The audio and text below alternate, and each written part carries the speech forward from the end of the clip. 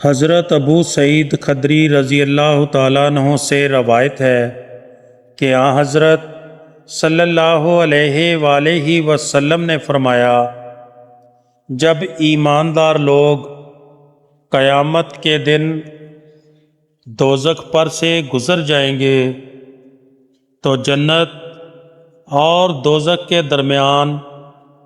ایک پل پر روک لیے جائیں گے، اور دنیا میں جو ایک دوسرے پر ظلم کیا تھا اس کا بدلہ لیا جائے گا۔ جب پاک صاف ہو جائیں گے تو ان کو جنت کے اندر جانے کی اجازت ملے گی۔ قسم اس کی جس کے ہاتھ میں محمد صلی اللہ علیہ وآلہ وسلم کی جان ہے، ہر شخص کو جنت میں اپنا مکان دنیا کے مکان سے زیادہ بہتر معلوم ہوگا۔ حضرت ابو ہریرہ رضی اللہ تعالیٰ عنہ سے روایت ہے کہ حضرت